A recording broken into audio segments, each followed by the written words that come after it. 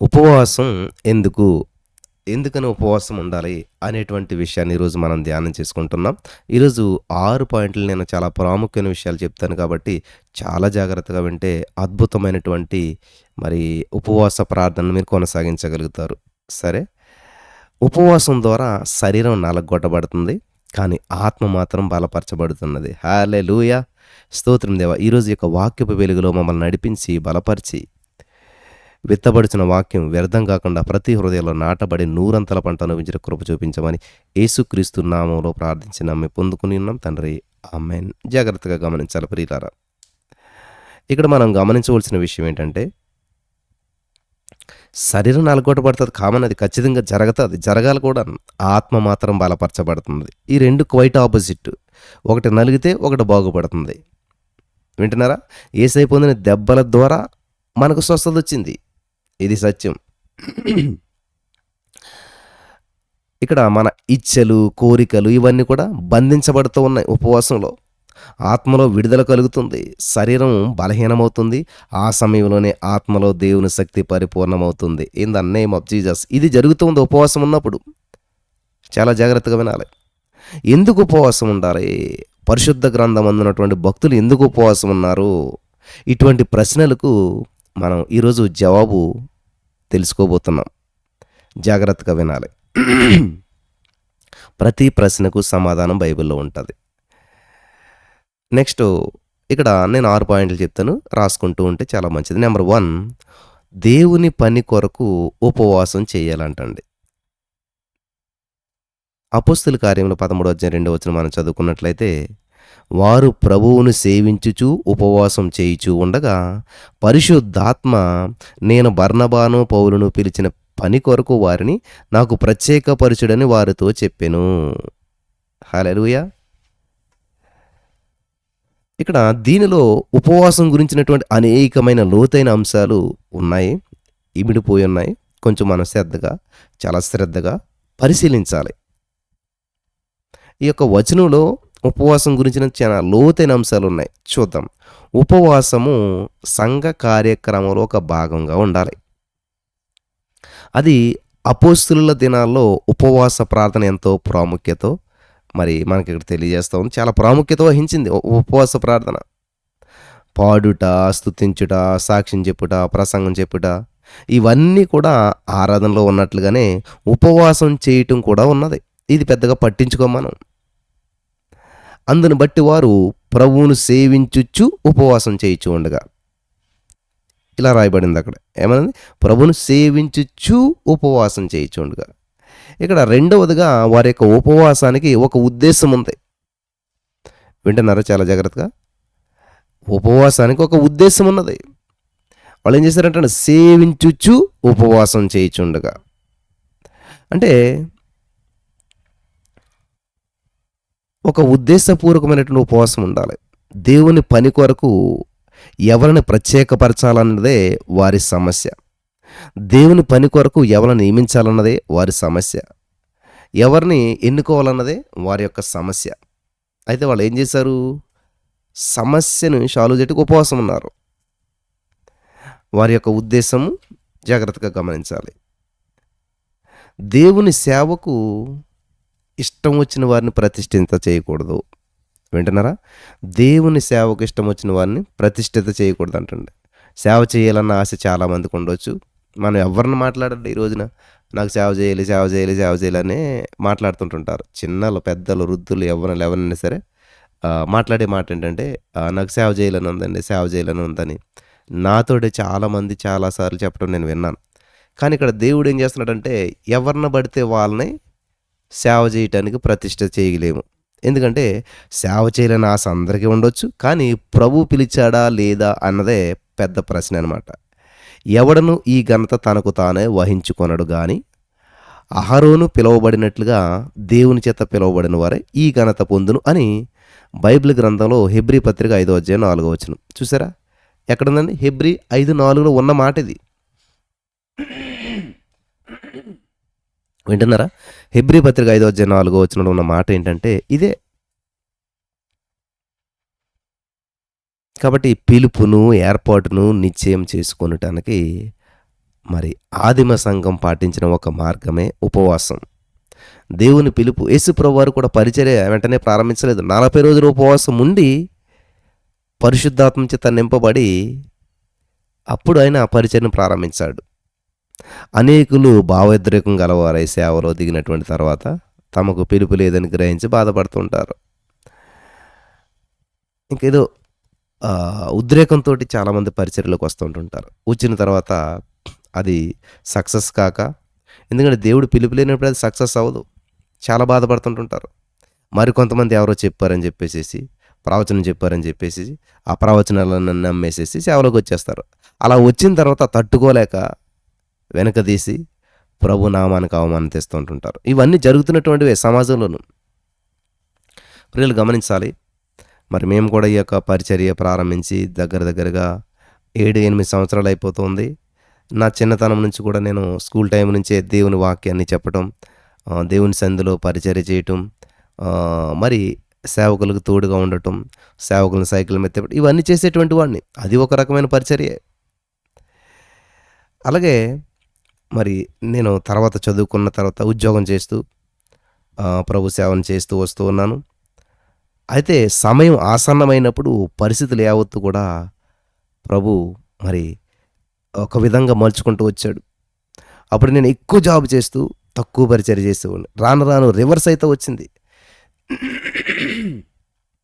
ఇప్పుడైతే నేను చేస్తున్నటువంటి జాబ్కి 10% మాత్రమే నేను సమయాన్ని కేటాయిస్తూ ఉన్నాను. 90% అంటే మరి పూర్తిగా దేవుని సేవలో నేను వాడబడుతున్నాను. వెళ్ళిన చోటలెల్లా మరి అనేక మంది ప్రవచిస్తూ ఉంటుంటారు, చాలామంది మాట్లాడుతుంటుంటారు. దేవుడు బలంగా వాడుకుంటున్నాడు, ఇంకా బలంగా వాడుకోబోతున్నాడు అని చెప్తూ ఉంటుంటారు. ఇప్పుడు గమనించాలి. ఇక్కడ ఈ విధంగా మనం దేవుని పిలుపుని గ్రహించాలి. మూడవదిగా ఉపవాస ప్రార్థనకు ప్రభువు జవాబు ఇచ్చేంత వరకు కనిపెట్టాలి. ఆదిమ అపోస్తులు దినాలు మనం చూసినట్లయితే వారు ఉపవాసం ఉండి ప్రార్థించినప్పుడు అపోస్తుల కార్యాలు 13:2 ఏమని ఉన్నదండి అక్కడ? నేను బర్నబాను పౌలును, నేనంటే పరిశుద్ధాత్మ పిలిచిన పని కొరకు వారిని ప్రత్యేకపరిచిన పరిశుద్ధాత్మ వారితో చెప్పాడంట. పరిశుద్ధాత్మ దేవుడు చెప్పాడంట. వెంటనే ఉపవాసం చేయుటను వారు ఆపేశారా? జవాబు వచ్చిందని చెప్పి ఆపేశారా? ఇప్పుడు 31 days అని పెట్టుకున్నాం, మనకు పని అయిపోయింది. ఇప్పుడు 10 రోజులకో 2 రోజులకో 1 రోజుకో నీవు అనుకున్న సమస్య తీరిపోయింది అంతే. ఇంకా అక్కడితో ఉపవాసం ఆపేస్తారు, చర్చ ఆపేస్తారు, దేవుడు ఆపేస్తారు, ప్రార్థన ఆపేస్తారు, ఎర్లీ మనకు లేవటం ఆపేస్తారు. ఎప్పుడైతే మనిషి యొక్క సమస్య పరిష్కరించబడిపోయిందో దేవునికి దూరం అయిపోతారు చాలామంది. ఇక్కడ అపోస్తులు చూసినట్లయితే వాళ్ళు ఉపవాసం చేశారు, పరిశుద్ధాత్ముడు మాట్లాడేశాడు, ఫలితం వచ్చేసింది. కానీ ఉపవాసాన్ని ఆపలేదు. వాక్యం చదివినట్లయితే అంతటా వారు ఉపవాసం ఉండి ప్రార్థన చేసి వారి మీద చేతులుంచి వారిని పంపారు. అపోస్తుల కార్యం 13:3 గమనించాలి. వాళ్ళు ఏం చేశారంటే ఉపవాసం చేస్తూ ఉన్నారు. ఇక్కడ 4 పనులు మనం ఈ వచనంలో గమనించవచ్చు. ఉపవాసం చేయించు ప్రభుని ఆరాధించారు. నెంబర్ 1. ఉపవాసం చేయితూ దైవ చిత్తం కొరకు కనిపెట్టారు. నెంబర్ 2. ఉపవాసం చేస్తూ సేవకులను ఎన్నుకున్నారు. నెంబర్ 3. ఉపవాసం చేయించు వారిని ప్రతిష్ఠించారు. నెంబర్ 4. ఇది చాలా ప్రాముఖ్యమైనటువంటి విషయాలు మీరు గమనించాలి. వాళ్ళు ప్రభుని ఆరాధించింది ఉపవాసం చేస్తూనే, దేవుని చిత్తం కొరకు కనిపెట్టింది, అలాగే సేవకులను ఎన్నుకున్నది, వారిని ప్రతిష్ఠించింది. ఇదంతా కూడా ఉపవాసం చేస్తూనే, ఉపవాసం ఆపేసి కాదు, ఉపవాసం పక్కన పెట్టి కాదు.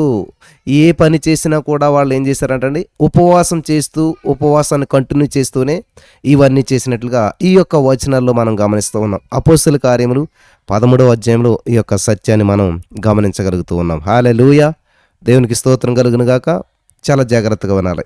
ఈ యొక్క మొదటి విషయం మనం గమనించినట్లయితే ఉపవాసం అంటే ఎందుకంటే దేవుని పని కొరకు ఉపవాసం చేయాలి. అర్థమైంది కదా. నెంబర్ 2, విశ్వాసం వృద్ధి పొందించుకొనడానికి ఉపవాసం చేయాలి. వినుట వల్ల విశ్వాసం కలుగుతుంది.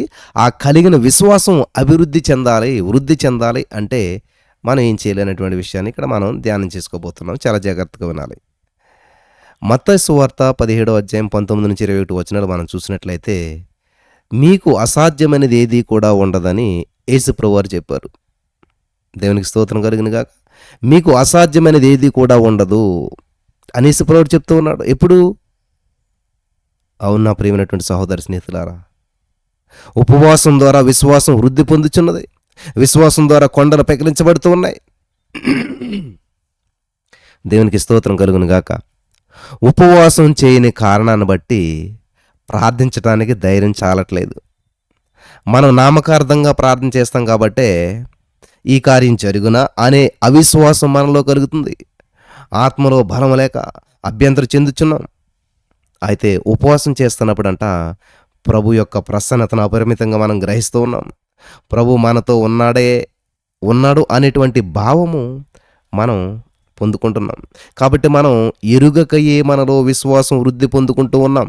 In the name of Jesus. Hallelujah. చాలా ప్రాముఖ్యమైనటువంటి దాన్ని గ్రహించాలి. ఉపవాసం చాలా ప్రాముఖ్యమైనటువంటిది నా ప్రియమైనటువంటి సహోదరి స్నేహితులారా. ఉపవాస ప్రార్థనలో ఆ యొక్క ఉపవాస ప్రార్థన వేళలో చాలామంది దేవుని బిడ్డల దర్శనాలు చూస్తూ ఉంటుంటారు.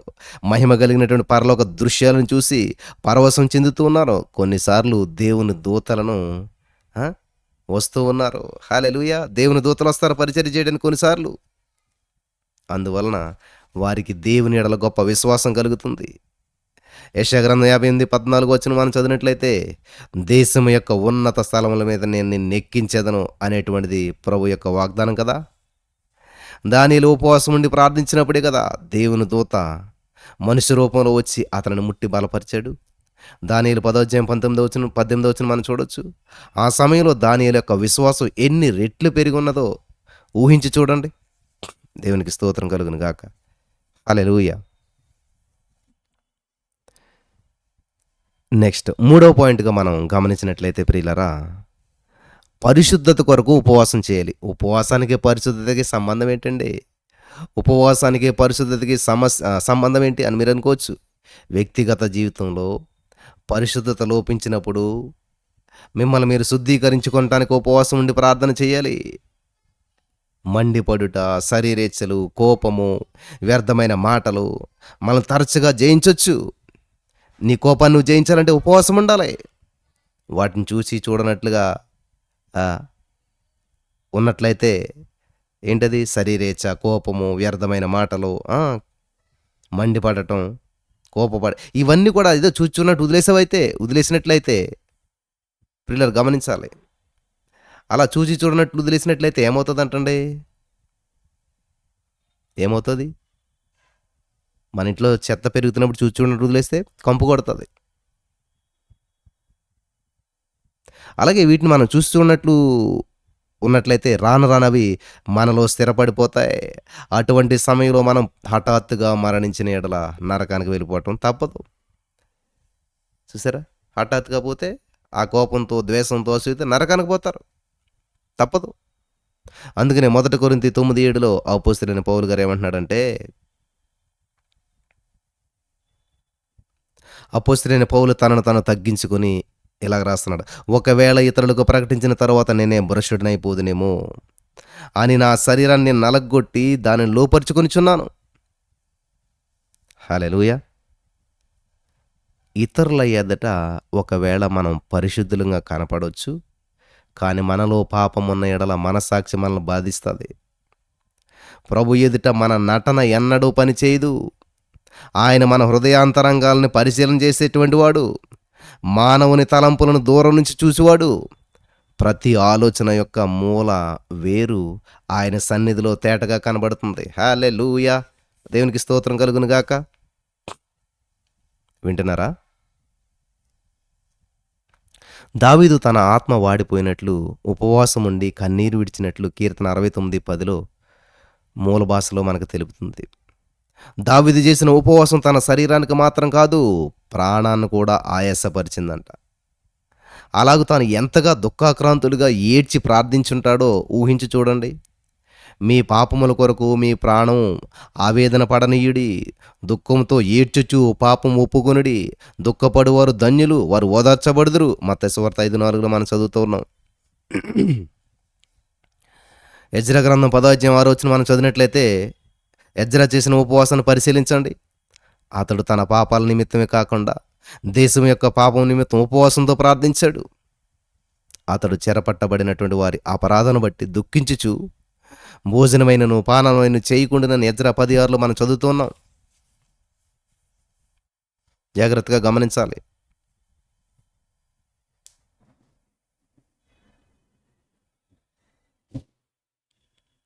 ఎజ్రా తాను ప్రార్థించిన విధానాన్ని ఆయనే ఇలా చెప్తున్నాడు. ఏమని? నేను లేచి నా వస్త్రమును పై దుప్పటిని చింపుకొని మోకాళ్ళ మీద పడి నా దేవుడైన యెహోవా తట్టు నేను చేతులెత్తి, నా దేవా నా దేవా, నా ముఖము నీ వైపు ఎత్తుకొనుటకు సిగ్గుపడి ఖిన్నుడనై ఉన్నాను. మా దోషములు మా తలకు పైగా హెచ్చిన్నవి, మా అపరాధములు ఆకాశమంత ఎత్తుగా పెరిగినవి. మా పితరుల దినములు మొదలుకొని నేటి వరకు మేము మిక్కిలి అపరాధములము. మా దోషములను బట్టి మేమును మా రాజులను మా యాజకులను అన్య దేశముల రాజుల వశమునకును ఖడ్గమునకును చెరకును దూపునకును నేటి దినమున ఉన్నట్లుగా అప్పగించబడుట చేత మిగిలిన సిగ్గునందిన వారమైతిమి. ఎజ్రా 9వ అధ్యాయము 5, 6, 7, 8 వచనాలు. జాగ్రత్తగా గమనించాలన్న ప్రియమైనటువంటి వారలారా, పాపాలను ఒప్పుకొని మనం చేసేటువంటి ప్రార్థన దేశపు క్షేమస్థితిని మరలా తెస్తుంది. మనం మన పాపాల కొరకే కాదు, మన కుటుంబములుగా, మరి మన పాపాలు మాత్రమే కాదు కానీ కుటుంబీకులు, సంఘస్థులు, దేశము అందరి యొక్క అతిక్రమల కొరకు కూడా దేవుని యాజకుల వలె బాధ్యతతో ఉపవాసం ఉండి ప్రార్థించాలి. హల్లెలూయా, దేవునికి స్తోత్రం కలుగును గాక. సమూయేలు జీవితాన్ని మనం చదివి చూడండి ప్రియులారా. అతడు ఇశ్రాయేలీయుల ప్రజలను తమ్మును తాము పరిశుద్ధపరచుకొనుటకు, పాపం ఒప్పుకొనుటకు ఉపవాసంతో ప్రార్థించారు. మొదటి సమూయేలు 7వ అధ్యాయం 5, 6 వచనాలు మనం చదివినట్లయితే అక్కడ దేవుని వాక్యం సెలవిస్తుందంటే, నేను మీ పక్షమున ప్రార్థన చేయుటకు ఇశ్రాయేలీయులందరినీ మిస్పాలో పిలువనంపుడని సమూయేలు చెప్పాను. వారు మిస్పాలో కూడుకొని నీళ్లు చేది యెహోవా సన్నిధిని కుమ్మరించి ఆ దినము ఉపవాసం ఉండి యెహోవా దృష్టికి మేము పాపాత్ములమని ఒప్పుకొనిరి. హల్లెలూయా. సమూయేలు అలాగ ఉపవాసం ఉండి ప్రార్థించడం వలన ఇశ్రాయేలు ధైర్యం తెచ్చుకుని తమను ఎదిరించిన ఫిలిష్తీయులను ఓడించి జయం పొందారు. ఉపవాసం ఉండి మనల్ని మనం శుద్ధీకరించుకొని దేవునితో సమాధాన పడినప్పుడు ఒక దైవికమైన బలం మనలో పుడుతుంది.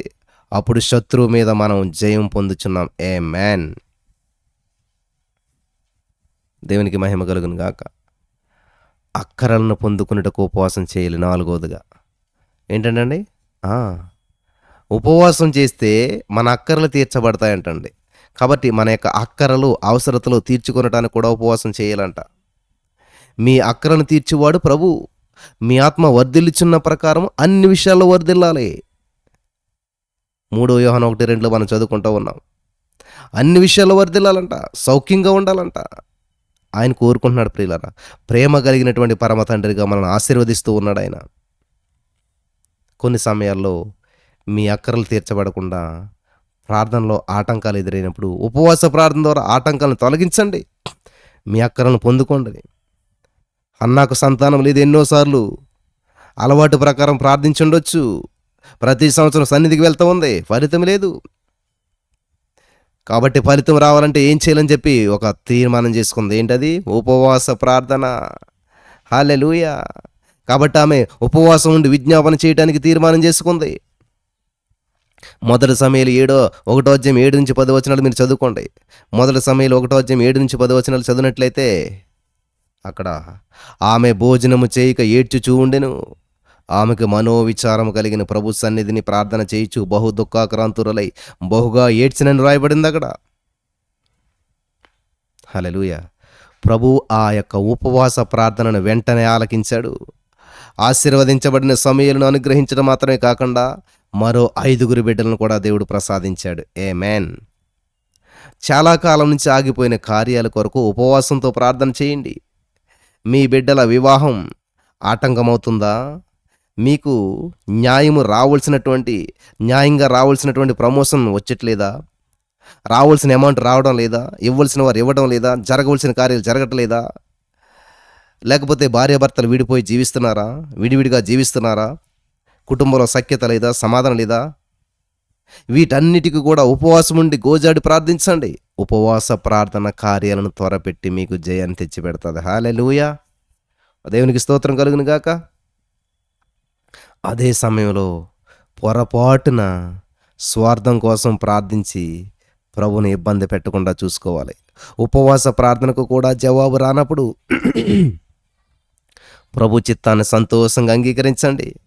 కొంతమంది ఉపవాసం ఉండి ప్రార్థించిన తక్షణమే ఆశించిన ఫలితం దొరకదు కాబట్టి వెంటనే వెనకంజ వేస్తారు. ఉపవాసం వలన ఆ? ఉపవాసం ఉండి ప్రార్థించడం వల్ల లాభం ఏంటి? లాభం ఏమి లేదు. ఇక మీద నేను ఉపవాసం చేయకూడదు, ఇంక ఉపవాసం ఉండను అనుకుంటారు చాలామంది. మీకు ఎన్నడూ కూడా అటువంటి తలంపు రాకూడదు, రానియకూడదు, రావద్దు. ఫలితం రాలేదని చెప్పి ఉపవాసం మానేసేయద్దు.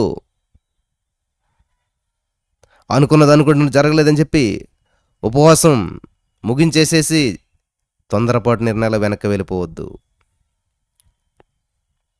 ఉదాహరణకు దావీదు జబ్బు పడినటువంటి తన బిడ్డ కొరకు ఏడ్చుచు దావీదు జబ్బు పడిన తన బిడ్డ కొరకు 7 దినాలు ఉపవాసంతో ప్రార్థించాడు. ఊరియా భార్య అయినటువంటి బెత్షెబాను దావీదు కూడినందున పుట్టిన బిడ్డ, అది తప్పుడు సంతానం కాబట్టి, ప్రభు దృష్టికి వ్యభిచారంతో పుట్టిన బిడ్డ కాబట్టి దావీదు ఆ బిడ్డ ప్రాణం కోసం 7 దినాలు ఉపవాసం ఉండి ప్రార్థించినా కానీ ఆ ప్రార్థన ఆలకించబడలేదు. ఆ బిడ్డ చనిపోయాడు. దావీదు దాని కొరకు ప్రభు మీద విసుగు చెందలేదు. దావీదు దాని కొరకు ప్రభు మీద అలగలేదు. బిడ్డ చనిపోయిన సంగతి దావీదు గ్రహించింది కాబట్టి 2 సమూయేలు 12:16-23 మీరు చదివినట్లయితే దావీదు 7 రోజుల ఉపవాసం తర్వాత ప్రవర్తించిన తీరు చాలామందిని విస్మయానికి గురి చేస్తుంది. బిడ్డ చనిపోయిన సంగతి దావీదు గ్రహించి నేల నుంచి లేచి స్నానం చేసి తైలం పూసుకొని వేరు వస్త్రాలు ధరించి మందిరంలో ప్రవేశించి మొక్కి తన ఇంటికి తిరిగి వచ్చి భోజనం చేస్తాడు. వారు వడ్డించారు. అప్పుడు అతడు భోజనం చేసి దావీదు, బిడ్డ ప్రాణంతో ఉన్నప్పుడు దేవుడు నా యందు కనికరించి వారిని బ్రతికించినేమో అనుకుని నేను ఉపవాసం ఉండి ఏడ్చుచుంటిని. ఇప్పుడు చనిపోయిన కనుక నేను ఎందుకు ఏడాలి, ఎందుకు ఉపవాసం ఉండాలి అని గ్రహించి ప్రియులు గమనించాలి. ప్రభు చిత్తము తనకు బాధగా ఉండినను సంతోషంగా అంగీకరించాడు. ప్రభు చిత్తాన్ని మనఃపూర్వకంగా అంగీకరించి ఆయన యందు ఆనందించుటే ఉపవాసం చేయుట కంటే ఆయనకు ప్రీతికరం. హల్లెలూయా! అర్థమైందా? 4వ పాయింట్ అయిపోయింది. మనకు 5వదిగా దయ్యాలపై జయం కొరకు ఉపవాసం ప్రార్థన చేయాలి. దయ్యములపై జయం కొరకు ఉపవాస ప్రార్థన చేయాలి. వింటున్నారా? దయ్యముల కొరకు, దయ్యములపై జయం కొరకు మార్కు సువార్త 9:28 మనకు అందరికి తెలుసు. మార్కు సువార్త 9:29లో ఒక రకమైన దయ్యాన్ని గురించి ఈ విధమైనటువంటి ప్రార్థన వలనను ఉపవాసం వలనే కానీ మరి దేని వలనైనా వదిలిపోవట అసాధ్యమని యేసు ప్రభువు వారి శిష్యులతో చెప్పినటువంటి సందర్భాన్ని మనం అక్కడ చూస్తూ ఉన్నాం.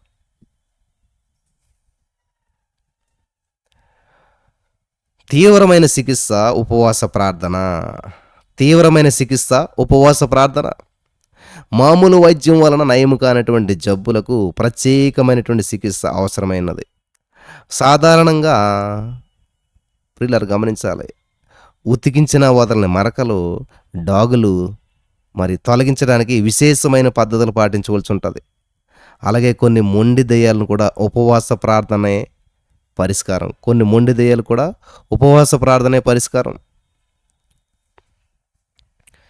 కొన్ని దెయ్యాలు గద్దించినంతలో వదిలిపోతాయి, కొన్ని ఎదిరించగా పారిపోతాయి. యాకోబు 4:7 మనం చూడవచ్చు. యేసు నామమును ఉచ్చరించినప్పుడు దెయ్యాలు వణికినను కొన్ని రకాల దెయ్యాలు మరియు సాతాను శక్తులు ఉపవాస ప్రార్థన వలన తప్ప వదిలిపోవుట అసాధ్యమంటండి. మద్రాసు పట్టణంలో నివసిస్తున్నటువంటి ఒక పాస్టర్ గారు ఉన్నారు. ఆయన ఆత్మాభిషేకము నమ్మడు, ఎగతాళి చేస్తాడు. ఆయన్ని మరి అయినా కానీ మారు మనసు అనుభవం ప్రభు మీద ఆసక్తి కలిగి ఉన్నాడు. మారు మనసు పొందాడు, ప్రభు మీద ఆసక్తి కలిగి ఉన్నాడు. అంతే కదా, అతడు స్వస్థత కూటాలు జరిపేవాడు, దెయ్యాన్ని వెళ్ళగొట్టేవాడు. ఒకసారి గడ్డు దెయ్యం పట్టింది ఒక ఆమెను. ఒక గడ్డు దెయ్యం పట్టింది ఒక ఆమెను. అయితే ఆ దెయ్యం ఎంత ప్రార్థన చేసినా కూడా వెళ్ళడం లేదు. వింటున్నారు జాగ్రత్తగాను. ఆ దెయ్యము ఎంత ప్రార్థన చేసినా కూడా వెళ్ళట్లేదనమాట. చాలా గడ్డు దెయ్యం పట్టుకుంది ఒక ఆమెని. అయితే ఆ సేవకుడు ఉన్నటువంటి వరం కూడా ఏంటంటే చక్కగా దెయ్యాలను వెళ్ళగొట్టడానికి పరిశుద్ధాత్మ దేవుడు మరి అవకాశం ఇచ్చాడు, సహాయం చేశాడు. ఆయన ఏం చేశారంటే అప్పుడు ఆహ్, చాలా ప్రార్థన చేస్తూ ఉన్నాడు. ఎంతో ప్రయత్నించాడు. ఆ దెయ్యం నీవు మిగతా చిన్న దెయ్యాలను వెళ్ళగొట్టినట్లు నన్ను వెళ్ళగొట్టలేవు. నేనేమన్నా మామూలు దెయ్యాన్ని అనుకుంటున్నావా? ఆ! నేను ఆర్డినరీ దెయ్యాన్ని అనుకుంటున్నావా?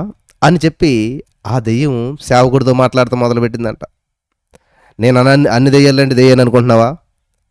అందరిలా నన్ను చిన్న దెయ్యాన్ని నన్ను ఎలగొట్టేద్దారనుకుంటున్నావా? నన్ను వెళ్ళగొట్టాలంటే నువ్వు వెళ్ళి ఆత్మాభిషేకం పొందిరామని చెప్పిందంట దెయ్యం. చూసారా?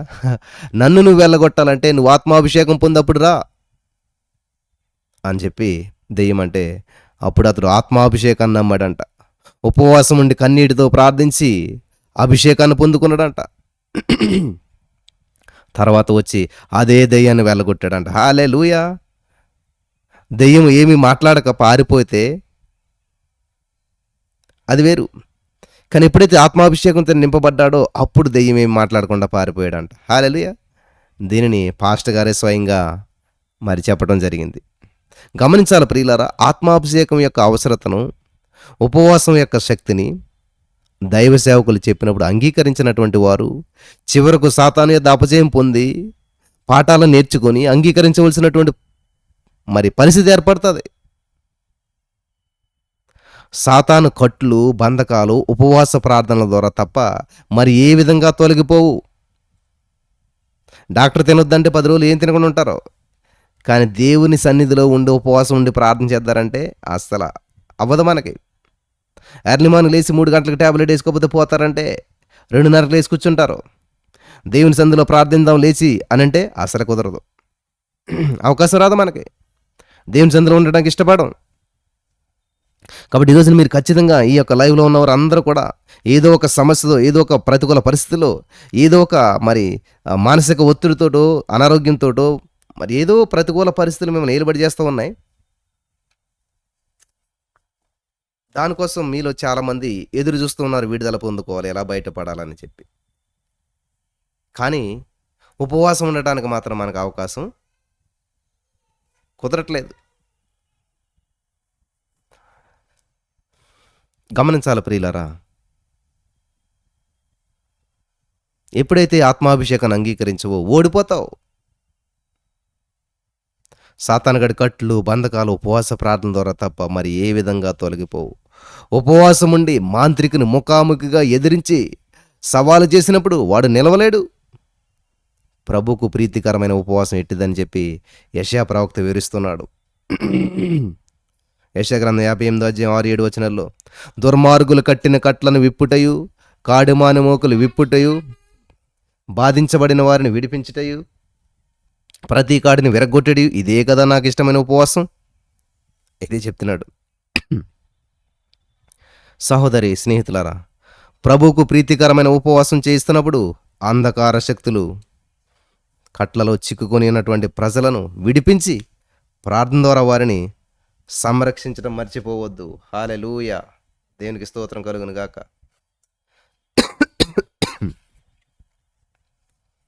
చివరిగా 6వది దైవ జ్ఞానాన్ని, ప్రత్యక్షత, వరాలను పొందుకొనడానికి ఉపవాసం చేయాలంటండి. దైవజ్ఞానం కావాలన్నా, దేవుని ప్రత్యక్షత కావాలన్నా, వరాలు పొందుకోవాలన్నా ఉపవాస ప్రార్థన చేయాలి. ఆమేన్. హల్లెలూయా! చాలా జాగ్రత్తగా వింటున్నారని చెప్పి నేను నమ్ముతున్నాను. పరిశుద్ధాత్మ దేవుడు మనందరికీ వెలిగింపునిచ్చి వాక్యంలో సత్యాన్ని గ్రహించడానికి సహాయం చేయనుగాక. దైవజ్ఞానము, ప్రత్యక్షత, వరాలు మనం పొందుకొనడానికి ఉపవాసం చేయాలి. దానియేలు అను నేను యెహోవా తన ప్రవక్తయగు యిర్మీయాకు సెలవిచ్చి తెలియజేసినట్లుగా యెరూషలేము పాడుగా ఉండవలసినటువంటి 70 సంవత్సరాలు సంపూర్తియగుచున్నవని గ్రంథమున వలన గ్రహించి తిని.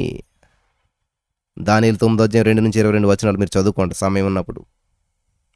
అంతట నేను గోనెబట్ట కట్టుకుని ధూళి తలపై వేసుకుని ఉపవాసం ఉండి ప్రార్థనా విజ్ఞాపనలు చేయుటకై ప్రభువుకు దేవుని ఎదుట నా మనసును నిబ్బరం చేసుకుంటుని ప్రార్థన చేస్తూ ఉండగా మొదట నేను దర్శనమందు చూచినటువంటి అతి ప్రకాశమానుడైనటువంటి గాబ్రియేలును ఆ మనుషుడు సాయంత్రపు బలి అర్పించు సమయమున నాకు కనబడి నన్ను ముట్టెను. అతడు నాతో మాట్లాడి ఆ సంగతి నాతో తెలియజేసేట్లను, దానియేలు, నీవు గ్రహింపశక్తి నిచ్చుటకు నేను వచ్చి తిని. దానియేలు 9:2-22. ప్రియులారా, పాత నిబంధన కాలంలో దానియేలు, యేసోపు వంటి వారికి దర్శనాలు, స్వప్నాలు, ప్రత్యక్షత వరాలు ప్రభు ఇచ్చారు.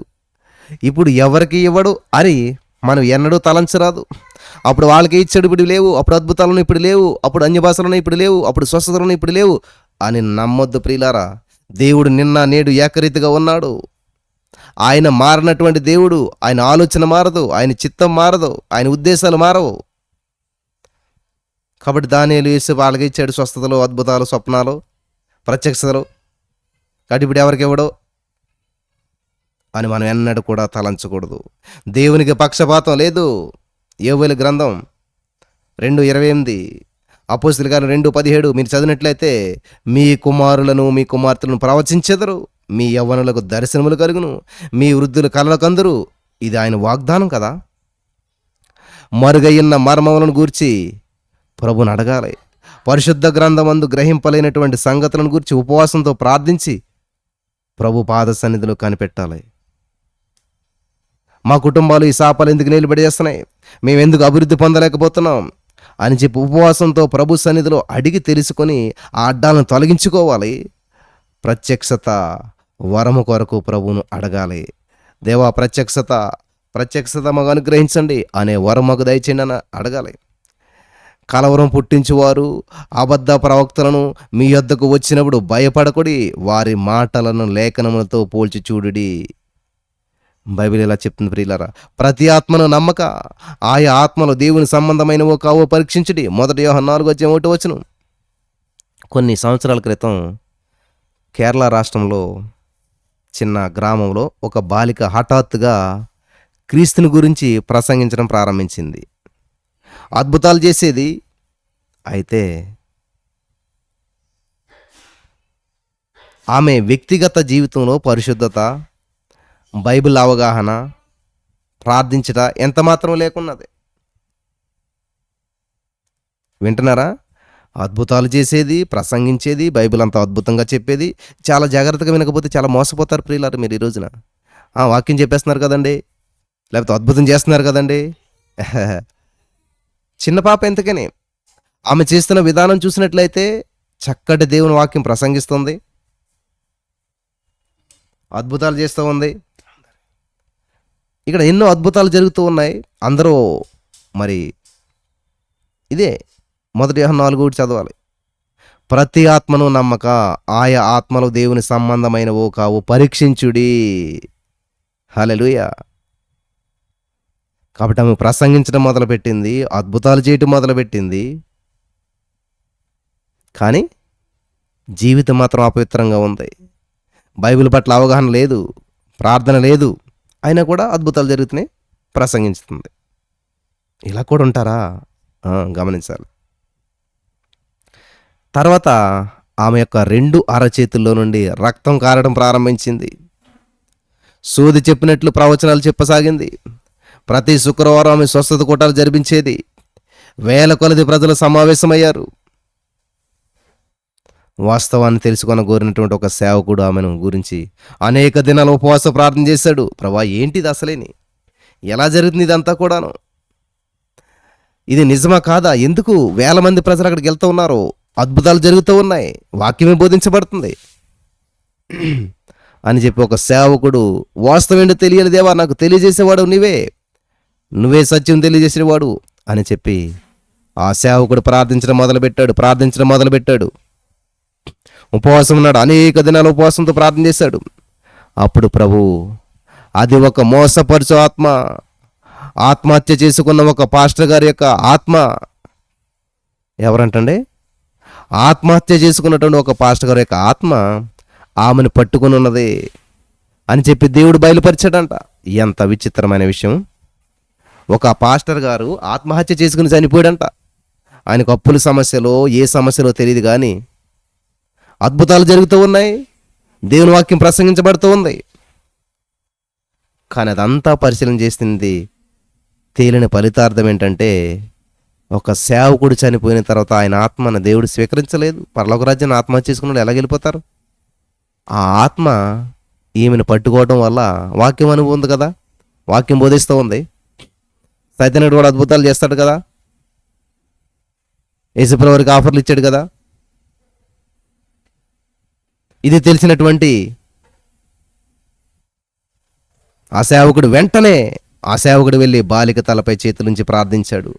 ఆ ఆత్మ వదిలిపోయిందంట, చేతిలో నుంచి రక్తం కారటం ఆగిపోయిందంట. హల్లెలూయా. దేవుని బిడ్డలారా, సహోదరులారా, స్నేహితులారా, ఉపవాస ప్రార్థనలో దేవుడు మరుగైన మర్మాలను, రహస్యాలను బయలుపరుస్తాడు. నీవు ఉపవాసం ఉండి ప్రార్థించేవాడవైతే, నువ్వు ఉపవాసం ఉండి ప్రార్థించే వ్యక్తివైతే ఎన్నడూ కూడా దారి తెలియక అభ్యంతరం చెందవలసినటువంటి అవసరం లేదు. నీకు తెలియకుండా ఏ మార్గము ఉండదు. ప్రతిదాన్ని దేవుడు బయలుపరుస్తాడు. హల్లెలూయా. ఈ యొక్క 5 పాయింట్లు నేను ఒకసారి చెప్పి ఈ యొక్క వాక్యాన్ని నేను ముగిస్తాను. ఉపవాసం ఎందుకు అంటే దేవుని పని కొరకు ఉపవాసం చేయాలి, నెంబర్ 1. నెంబర్ 2, విశ్వాసం వృద్ధి పొందించుకునేటానికి ఉపవాసం చేయాలి. నెంబర్ 3, పరిశుద్ధత కొరకు ఉపవాసం చేయాలి. నెంబర్ 4, అక్కరలను పొందుకునేటకు ఉపవాసం చేయాలి.